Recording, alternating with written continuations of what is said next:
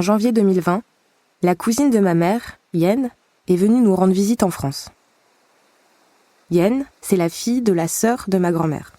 Elle a 45 ans et habite à Ha Long au Vietnam avec son mari et ses 2 fils. Je me souviens de sa venue. C'était juste avant le Covid, en plein hiver.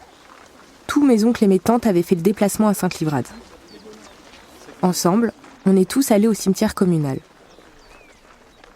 Il ressemble à de nombreux cimetières français catholiques, sauf qu'ici, sur les pierres tombales, on lit beaucoup de noms étrangers. Une grande partie des gens enterrés dans cet endroit viennent du camp. Je nous revois tous debout autour de la tombe où sont enterrés mon grand-père et ma grand-mère. Mon oncle Raoul s'approche de la pierre recouverte de fleurs. Il dépose une assiette de fruits en offrande. Des bananes, des mangues, des pommes, des biscuits. Et puis à côté, il pose une bougie. Ensuite, Yen allume de l'encens et l'agite tout autour de la tombe.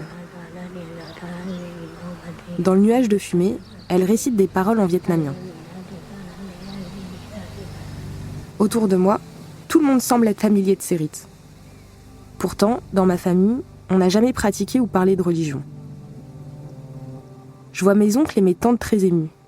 Ils ont les larmes aux yeux, eux qui ont toujours été si pudiques. Et puis ma mère se penche vers moi et me glisse à l'oreille. C'est ce qu'elle aurait voulu, ma mère. Revoir sa sœur rester en Indochine. Yen et nous ici ensemble, 66 ans plus tard, ce sont les âmes des 2 sœurs qui se réunissent enfin pour aller en paix. Je suis Alix Douar-Sinoretti et vous écoutez le 4e épisode de Vietnam sur Lot.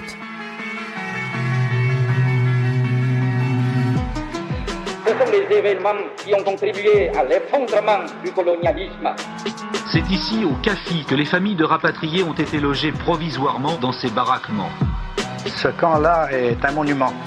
Bon, il n'est pas beau à voir, mais c'est un monument. On n'a aucun regard sur l'extérieur. C'est un petit peu un monde à part.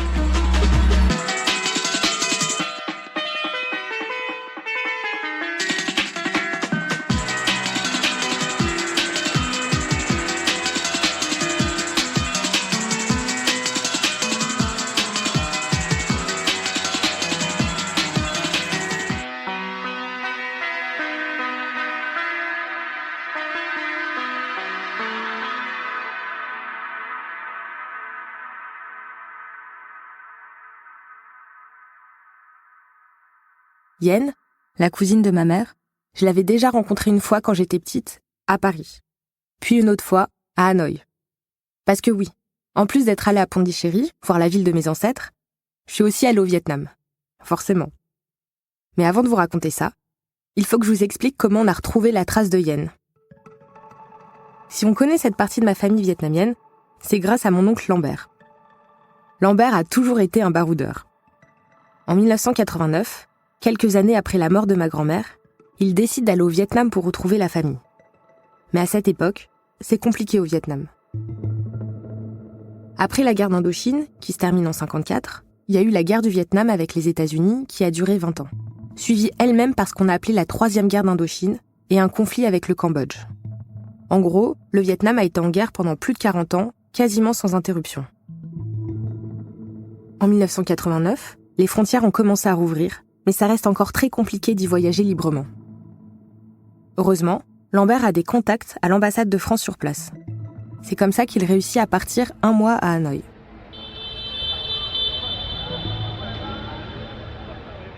Pour retrouver la famille, il n'a qu'une seule piste, le nom du village de naissance de ma grand-mère qui est écrit sur le livret de famille. Dong Chun. Mais quand il mentionne le nom, personne n'a l'air de connaître. En fait, si personne ne connaît cet endroit, c'est parce qu'en remplissant le livret de famille en 1953, l'administration française s'est trompée. Ils ont oublié de mettre les accents.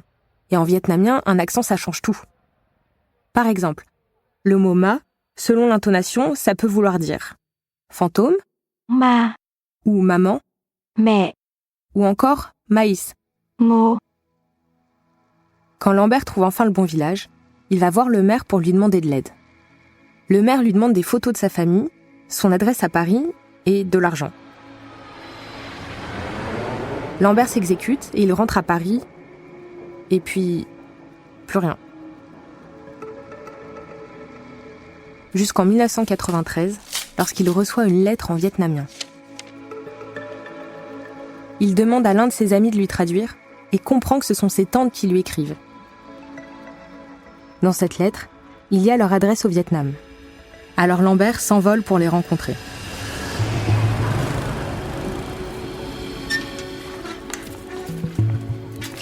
Quand il passe la porte du portail, elles n'ont aucune idée de qui il est.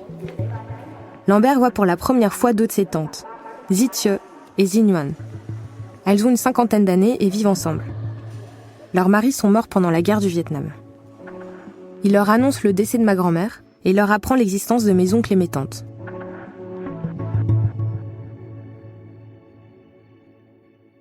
En 2014, quand je décide d'aller faire un stage de 3 mois au Vietnam, à 22 ans, mes grandes-tantes sont déjà décédées. Alors je contacte leur nièce, Yen. 3 semaines après mon arrivée à Hanoï, je lui écris un message sur Facebook.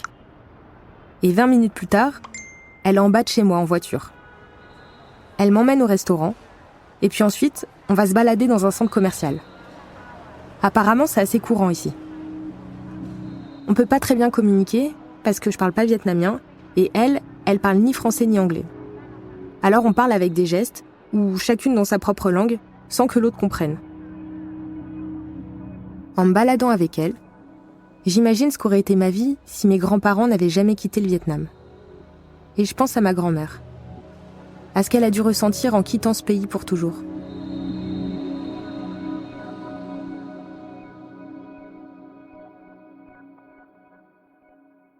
Ma grand-mère s'appelle Bui Thi Phong. Bui, c'est son nom de famille. Thi, c'est pour préciser que c'est une femme. Et Phong, c'est son prénom. Encore aujourd'hui, je ne sais pas bien le prononcer. Elle est née en 1929 et elle est l'aînée d'une famille de 6 enfants. Ses parents étaient des paysans de la province de Tay Binh, au sud-est d'Hanoï. On ne sait pas exactement quand a eu lieu la rencontre entre Phong et Joseph, mais c'était probablement au tout début des années 50. J'ai demandé à mon oncle Raoul, le plus âgé des frères et sœurs, s'il savait comment ça s'était passé. Il faisait des déplacements beaucoup pour les centrales électriques et puis les digues. Donc il travaillait un petit peu dans toutes les régions du Tonkin. Un peu dans le nord et dans la province de Tay Binh. Tay Binh, c'est une province où maman et toute sa famille vivaient. C'est à Dong Chung, voilà. Et c'est là où il a connu plus ou moins, il a dragué et tout, ils ont fait connaissance et tout, puis là doucement, il a demandé de venir à Hanoï et tout, voilà. Ma grand-mère s'installe donc à Hanoï chez mon grand-père. Lien, l'amie de ma mère que vous avez entendue dans l'épisode précédent, se souvient de sa rencontre avec Phong. Elle a même connu la première femme vietnamienne de mon grand-père.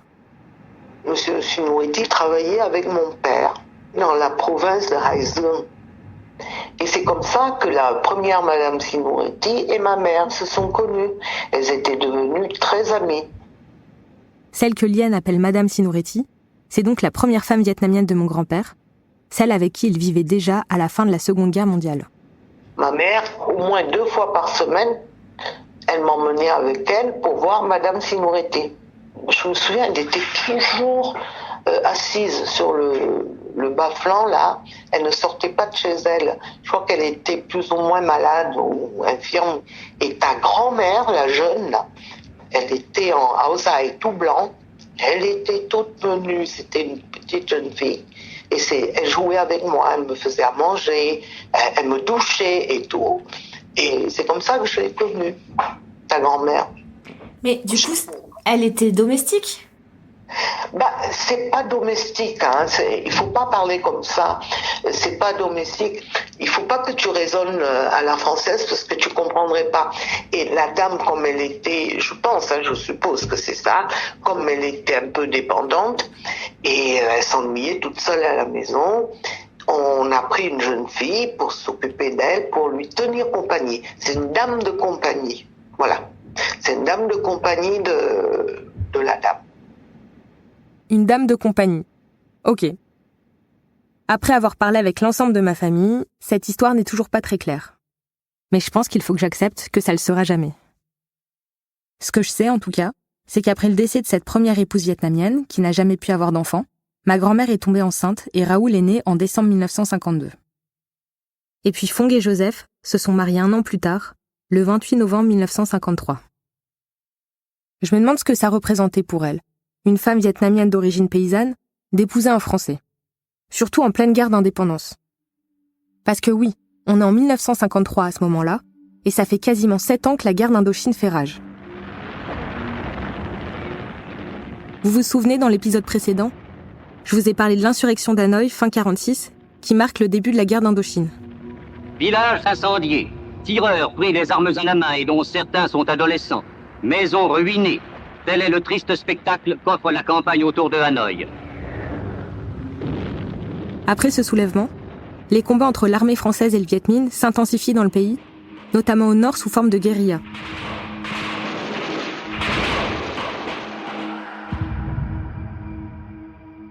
Comme me l'explique Alain Ruscio, c'est le général Giap qui dirige les troupes du côté Viet Minh. Ils n'ont pas la possibilité de former une armée structurée avec des divisions, avec des chars, ils n'ont jamais eu l'aviation, alors que les Français avaient une aviation. Donc, il faut qu'ils fuient le combat et qu'ils procèdent par embuscade. Des embuscades meurtrières, d'ailleurs, très très bien organisées, parce que le général Giap s'est révélé vraiment un génie de l'organisation. Et c'est aujourd'hui, tous les experts considèrent que Giap était un des génies militaires du XXe siècle. Donc, il y avait l'armée vietnamienne d'Ho Chi Minh, et puis à côté de ça, la population qui, d'une façon ou d'une autre, avait des sympathies. La grande majorité, quand même, des Vietnamiens soutenaient dans leur tête, ou parfois par des actes, la victoire d'Ho Chi Minh. La France, elle, envoie des troupes en renfort.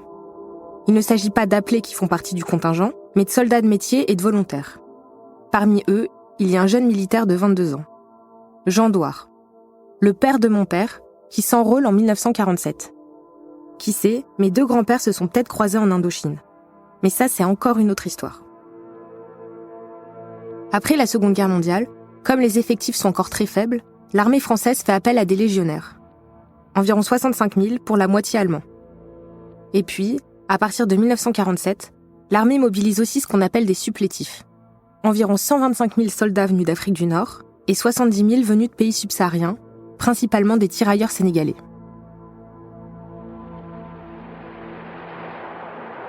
Pendant les premières années de guerre, la France domine les combats.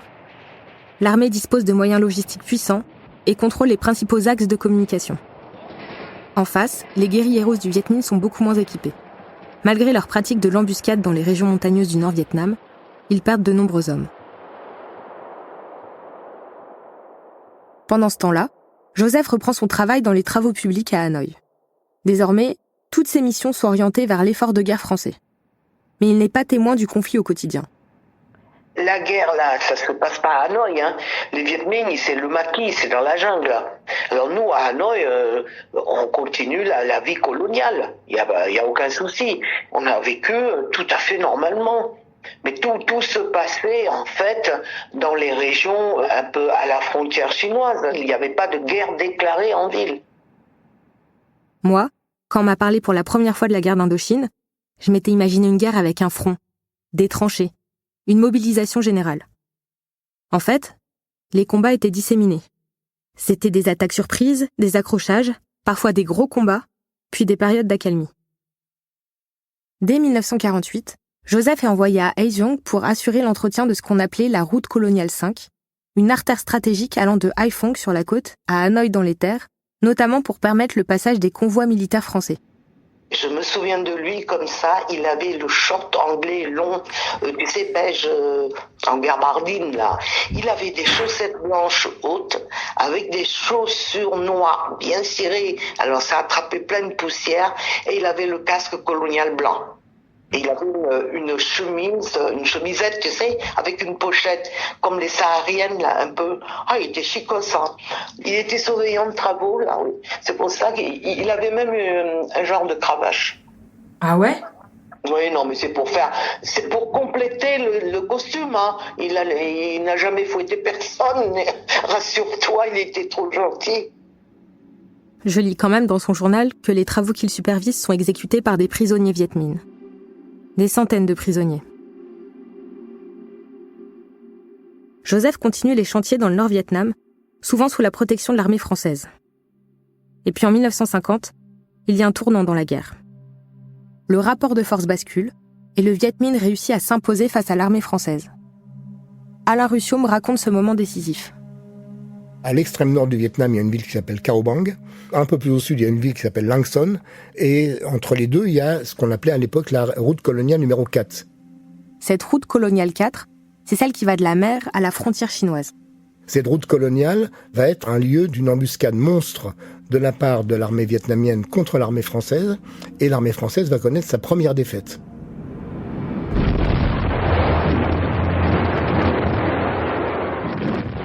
Le bilan de Cao Bang est catastrophique. 6 000 hommes sont tués ou faits prisonniers. Avec l'abandon de la zone frontière avec la Chine, la France perd ce jour-là toute chance de gagner la guerre. Pour comprendre pourquoi le rapport de force s'inverse, il faut s'intéresser au contexte international. En fait, ce qu'Alain Ruscio m'explique, c'est que la guerre d'Indochine, c'est un front de la guerre froide. La guerre froide, c'est cet affrontement idéologique qui débute à la fin de la Seconde Guerre mondiale, avec d'un côté les États-Unis et leurs alliés anticommunistes, et de l'autre l'URSS et ses États satellites pro-communistes. En octobre 1949, Mao Tse-tung proclame la République populaire de Chine, qui est donc un pays communiste. À cette époque, la Chine va devenir l'allié du Viet Minh, et évidemment, à partir de ce moment-là, il va y avoir du côté du Viet Minh une aide chinoise, et du côté français, une aide américaine. Pour une raison très simple, c'est que nous sommes à cette époque au pire moment de la guerre froide, au moment où certains craignent même une nouvelle guerre mondiale. Donc l'idée des Français et des Américains, c'est de refouler le communisme. Ho Chi Minh n'est plus un nationaliste à leurs yeux, c'est devenu seulement un communiste. Et donc, qui dit communiste doit être absolument éliminé. Et donc, la guerre d'Indochine va devenir une sorte de parcelle de la guerre froide. Et donc, à partir de ce moment-là, les Chinois vont fournir, non pas des hommes, il n'y avait pas de combattants chinois sur le territoire vietnamien, mais par contre, vont fournir des armes, et vont fournir des capitaux, vont fournir de la nourriture, vont permettre aux guérilleros vietnamiens de manger à leur faim. Et donc, progressivement, le général Giap, grâce à cette aide, va organiser une armée plus moderne. Avec le soutien du bloc communiste, le Viet Minh devient une force militaire puissante. Mais la France a aussi des alliés. Tout le monde occidental va se mettre du côté français. Le Vatican, par exemple, va se mettre du côté français. Les États-Unis, je l'ai dit. L'Angleterre va se mettre du côté français. Pas militairement, mais militairement, c'est les États-Unis. Mais il faut savoir qu'en 54, je franchis des années, là, mais on y reviendra après. En 54, 80% du financement de la guerre d'Indochine était fait par les dollars américains. Et fort de ses soutiens, la France durcit la répression. La France va faire appel à ce moment-là à un militaire prestigieux qui s'appelle le maréchal Delattre de Tassigny. Et Delattre de Tassigny va décider, lui, d'accentuer encore la guerre. Et c'est l'armée française qui va la première utiliser le napalm. Le napalm, c'est une substance extrêmement toxique. Il est utilisé pour fabriquer des bombes incendiaires et ça provoque des brûlures terribles. Pour moi, le napalm, c'est les États-Unis qui l'avaient utilisé pendant la guerre du Vietnam, dans les années 70. Je me souviens de cette photo qui a fait le tour du monde. Celle d'une petite fille vietnamienne qui hurle de douleur en courant pour échapper aux bombes, brûlée dans le dos par le napalm. J'étais loin d'imaginer qu'avant ça, la France la première avait utilisé cette arme. Pendant ces années où la guerre s'intensifie, Joseph continue de travailler. Il construit des blocos, des puits pour les militaires, et souvent, il est envoyé dans des zones de conflit. Le 8 janvier 1952, mon chantier est bombardé par erreur. Le 4 juin, je suis atteint par un obus qui a éclaté près de moi. Le 4 octobre, je suis arrêté par le Viet Minh, condamné comme prisonnier de guerre pour être amené ensuite comme otage à Thanh Hoa. Après plusieurs jours d'interrogatoire sur mon travail et 15 jours d'internement, je suis libéré. Cette année 1952, pendant laquelle Joseph subit ces violences, c'est aussi celle de la naissance de Raoul, donc. Après sa naissance, Joseph est affecté à Haiphong. La famille part s'installer là-bas, et ma tante Marie y naît 1 an et demi plus tard. La famille ne remettra plus jamais les pieds à Hanoï. Et ça, c'est lié à un événement très important qui a lieu en mars 1954, et qui va radicalement changer la trajectoire de mes grands-parents, comme celle de millions d'autres personnes. La bataille de Dien Bien Phu. Dien Bien Phu, c'est une région au nord-ouest du Vietnam, à la frontière laotienne. une immense plaine en forme de cuvette. Un lieu choisi par les Français pour mener ce qui devait être l'ultime bataille, celle de la victoire. C'était un camp très très fortifié, très très puissant. Comme il y avait tout autour du camp des collines et que les Français étaient absolument persuadés que les Vietnamiens ne pourraient pas hisser des canons jusqu'en haut des collines, que les colonnes de Vietnamiens qui se dirigeaient vers Dien Bien Phu seraient de toute façon visibles pour l'aviation et seraient bombardées. L'idée, c'était de couper la route du Laos aux troupes du général Giap et encore une fois de les attirer dans ce camp ultra puissant. On disait même « casser le Viet Minh », c'était l'expression qui était utilisée à l'époque. Il y a eu des centaines de kilomètres de tranchées creusées. Vraiment, la guerre populaire, à ce moment-là, c'était pas seulement un slogan. Il y a eu des milliers de Vietnamiens qui ont amené les armes, les munitions, les vivres. Et au fur et à mesure que les Vietnamiens s'approchaient du centre de la cuvette, ils ont bombardé la piste d'aviation qui est devenue inutilisable. Et à partir de ce moment-là, tout était joué, quoi.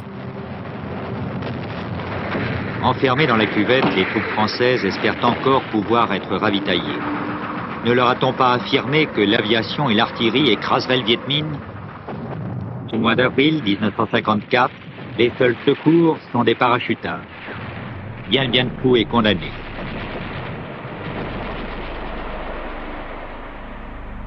Les Vietnamiens ont finalement réussi à entrer jusqu'au quartier général du général De Castres qui dirigeait Dien Bien Phu le 7 mai 1954 avec une photo célèbre avec le drapeau Viet Minh qui flotte sur le PC de français. Et donc à partir de ce moment-là, on peut dire que les Français ont enfin compris, avec tellement de retard et tellement de morts, ils ont enfin compris que la guerre d'Indochine était perdue, donc la négociation a pu commencer. À travers les mots d'Alain Ruscio, je comprends que Dien Bien Phu est une raclée militaire reçue par l'armée française de la part d'un peuple de colonisés. Je me demande si la honte de cette défaite n'est pas à l'origine du silence qui entoure la guerre d'Indochine. Quand on regarde toute l'histoire de la colonisation, des décolonisations, il n'y a pas eu beaucoup de défaites des armées blanches, entre guillemets, face aux armées de couleur, entre guillemets. S'il doit y avoir une honte, c'est pas celle des militaires. Les militaires ont fait ce qu'ils ont pu, ils allaient là où on leur demandait. Je crois que la honte doit atteindre ces dirigeants français qui n'ont absolument rien compris à l'éveil des peuples, qu'on appelle les peuples de couleur, et à la décolonisation. Ils n'ont rien compris à la décolonisation. Donc ça, c'est important. Et d'ailleurs, dans le monde, enfin en particulier dans les autres colonies françaises, Dien Bien Phu a été salué comme une victoire des peuples colonisés. La défaite a un retentissement mondial. Pour la première fois, une guérilla indépendantiste privée d'aviation a vaincu l'une des grandes puissances occidentales. Sur toute la planète, ceux qui luttent contre le colonialisme ont les yeux braqués sur l'Indochine, ou plutôt, désormais, sur le Vietnam.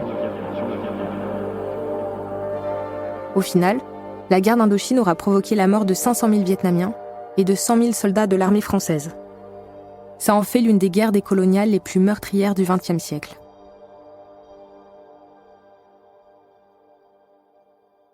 En juillet 1954, le Premier ministre français, Pierre Mendès France, et le nouveau gouvernement vietnamien d'Ho Chi Minh signent les accords de Genève.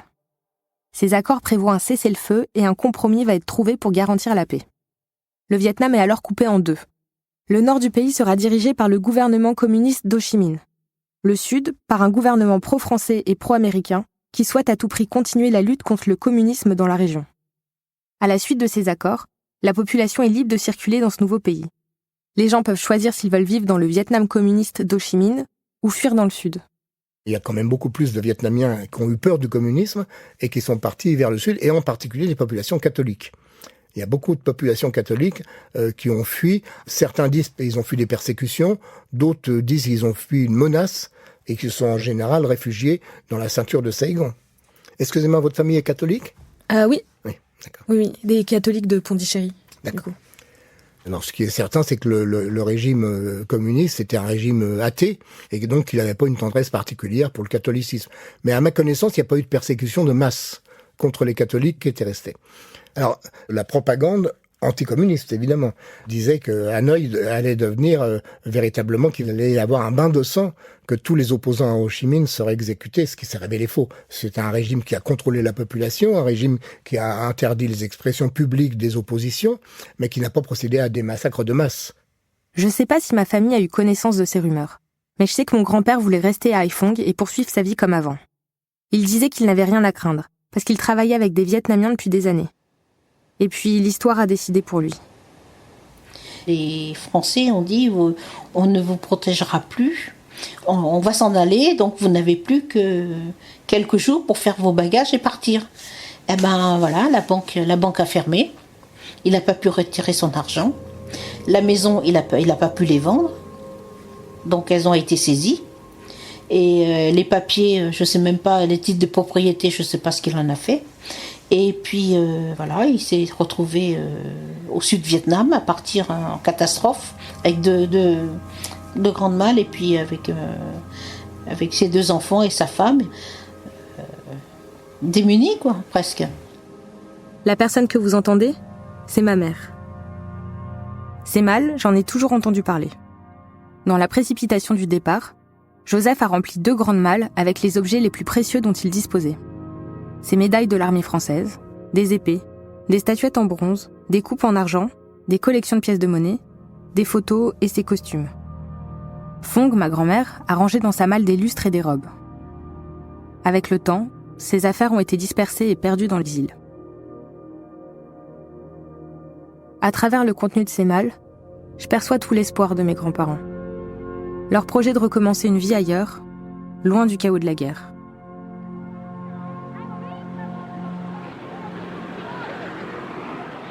C'est dans ces conditions qu'ils arrivent à Saïgon.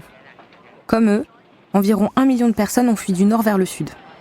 L'afflux est tel que dans la panique, l'armée française met à leur disposition des camps militaires destinés à les héberger en urgence. En attendant son départ vers la France, ma famille va vivre dans l'un de ces camps. La cité Lyautey. C'est ici que ma mère Louise Sinouretti naît en 1955.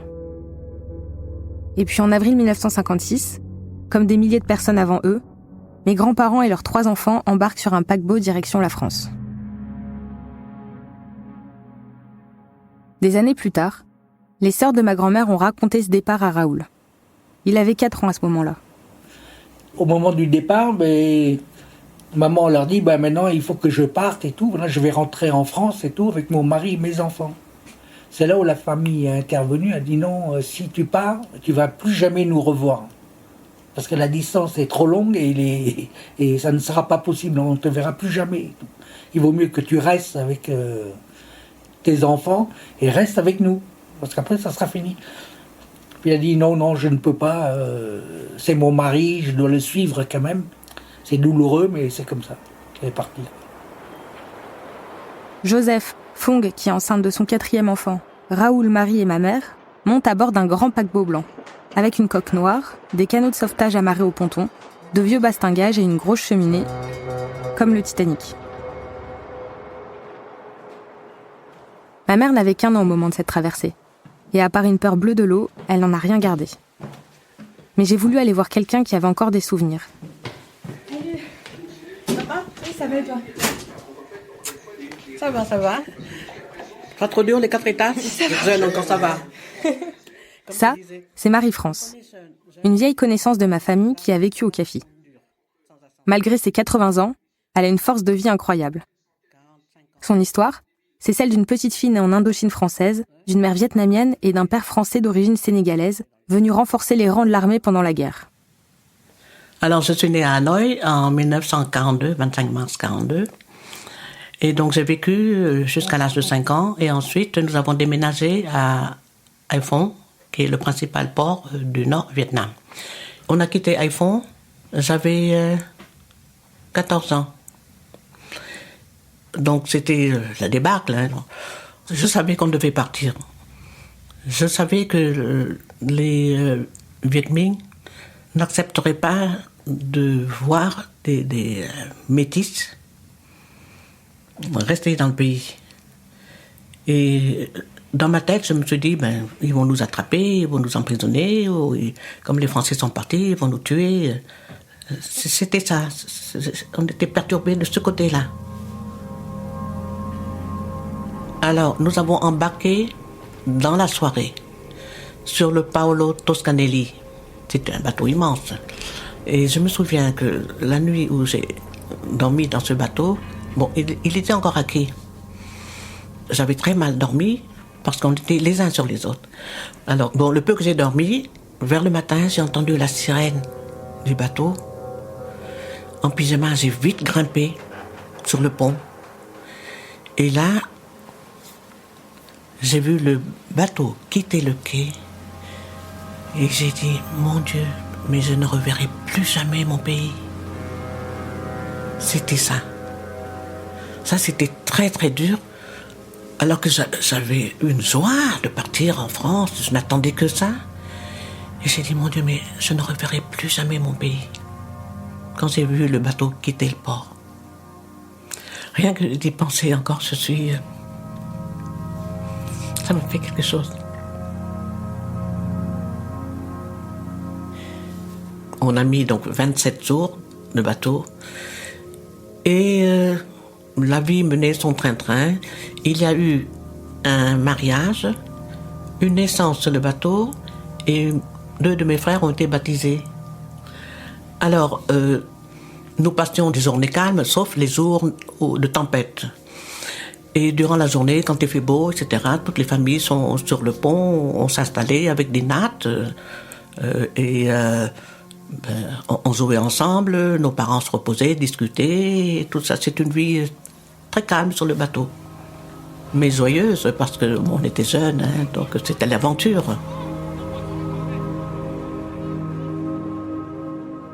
Ce que j'entends dans le récit de Marie-France, c'est le déracinement d'une adolescente vers un pays dont elle ne connaît que des comptines pour enfants.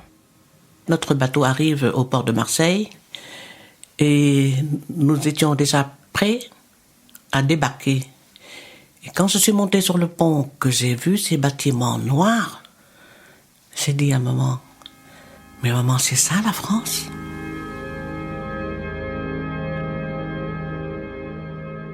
La suite de son histoire, c'est exactement la même que celle de ma famille. Ma mère, ses parents et ses frères et sœurs arrivent à Marseille le 15 mai 1956, après 21 jours de traversée. Que se passe-t-il pour eux après ? Qu'est-ce que la France a prévu pour ces familles ?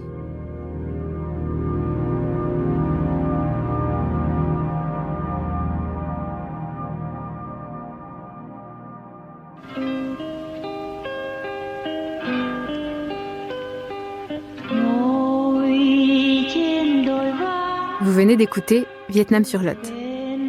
Si cet épisode vous a plu, n'hésitez pas à en parler autour de vous et à nous laisser des commentaires et des étoiles sur Apple Podcast ou sur Spotify. L'épisode suivant sera diffusé mardi prochain.